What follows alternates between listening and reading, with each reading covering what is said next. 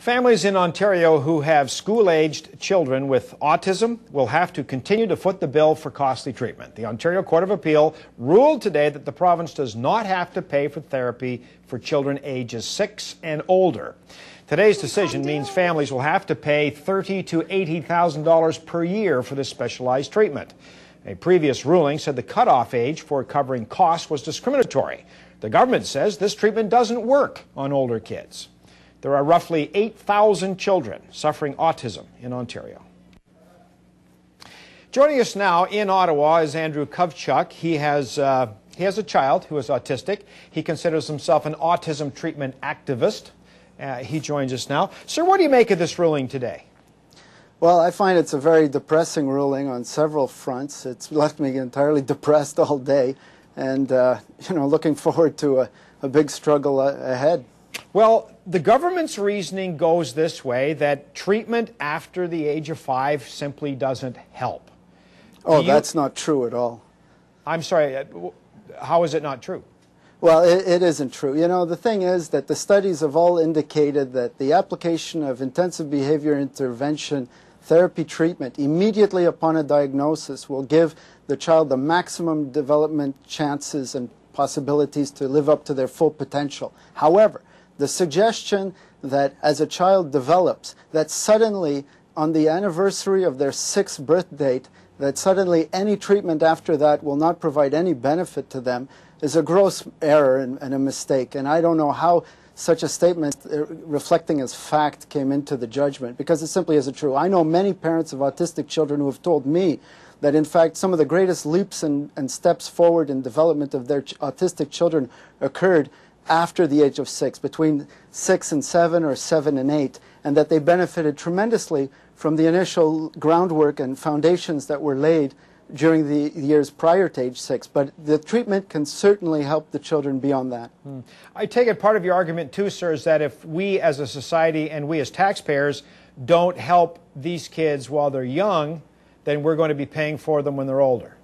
Well, this is the irony of the situation. When the government and politicians and the judges in the Court of Appeal and the Supreme Court of Canada talk about the lack of resources, they're fundamentally misleading taxpayers and Canadian citizens across the country, because, in fact, an untreated autistic child will become an untreated autistic adult, and that will require, has historically been demonstrated, pretty well a lifetime of institutionalization and support costs. Now, you know how much it costs to keep an inmate in prison these days, about $110,000 a year. How long does it cost to keep an autistic adult in an institution? Perhaps a fraction of that, but still a huge portion. You multiply, do the math, and what you have is a lifetime of massive costs that will exceed $1 million easily. What intensive intervention therapy up front in a child's life, immediately following diagnosis, it gives them a chance to develop to the extent, potentially, of becoming independent or at least semi-independent adults. And then, you know, in the case of where the studies have shown up to 48% of these children can become fully functioning, normal, indistinguishable from their peers, these kids will eventually become tax-paying adults, quite the reverse of being a burden on the state. So when the government and the courts say that they can't afford it or that this is a savings for the taxpayers, they're making a huge mistake, because down the road we're going to be paying exponentially a much greater, higher rate for the support costs for autistic adults. And it's in our collective interest to provide the treatment without waiting lists and without this age 6 cutoff. I can't think of any other disease for which there's an age cutoff. In your personal case, sir, your son was diagnosed at age 2, and then you received some assistance as long as he was getting this behavioral therapy. How much is it going to cost you if you want to continue this treatment without the government helping you out? Well, my son was diagnosed when he was still 2 years old, and you know, the next day after the diagnosis, we hand-delivered our application forms to the Ontario Preschool Autism Program, which isn't run by the Department of Health. This is one major problem. I think this is a health issue for the youngest kids there, and it should be dealt with under Medicare. And the thing is that they told us, look, you're on a waiting list. We can't tell you when, but it's in your interest in the meantime to immediately resort to the private sector to undertake a home-based private ABA-IBI treatment program. Well, in the first 11 months alone, it cost my wife and I over $40,000. Now, We waited 15 months before we finally got financial assistance from the Ontario government by the time our son was 4.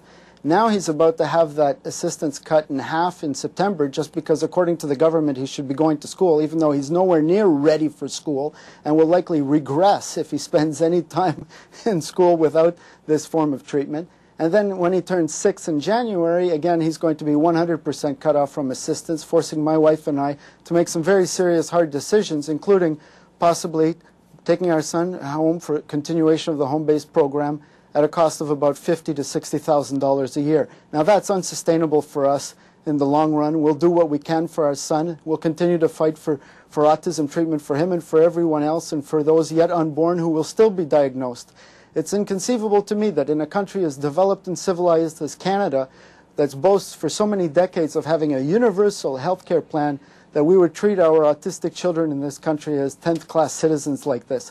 All in spite of McGuinty's own electoral promise in writing during the last provincial election, in which he acknowledged that the age 6 cutoff to treatment was discriminatory and promised if he became Premier of the province that he would do away with it.